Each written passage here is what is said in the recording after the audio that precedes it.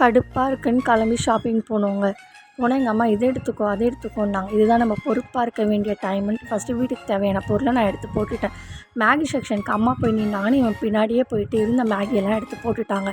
So okay, நீ ஒன்றும் பங்குக்கு பண்ண, என்னோடய ஸ்நாக்ஸ் செக்ஷனுக்கு நான் போகிறேன்னு நான் போயிட்டு எனக்கு பிடிச்ச ஸ்நாக்ஸ்லாம் நான் எடுத்துகிட்டு போயிட்டுருக்கேன். கேப்பில் பார்த்தீங்கன்னா அவன் அங்கேருந்து ஏதேதோ எடுத்து போட்டான். சரி இதோடு இவன் நிப்பாட்டுவான்னு பார்த்தா நிறுத்தலைங்க.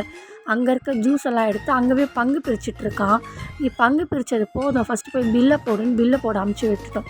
அந்த கேப்பில் நான் என்ன பண்ணேன், கொஞ்சம் மேக்கப் கிட்டெல்லாம் சைடில் எடுத்துக்கிட்டேங்க. அதுக்கப்புறம் கூப்பிட்டு இருந்தால் பில்லை போடுன்ட்டு என்ன பில்லு போட வச்சுட்டாங்க.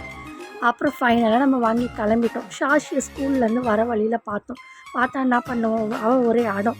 அவளை கூட்டிகிட்டு ஹோட்டலுக்கு நம்ம வந்தோம். ஹோட்டலுக்கு வந்தால் இவன் ஃபஸ்ட்டு ஆர்டர் பண்ண பிரியாணி வந்துடுச்சு. சரி இவன் வாயே நம்ம கொஞ்ச நேரம் பார்த்துட்டு இருந்தோம்.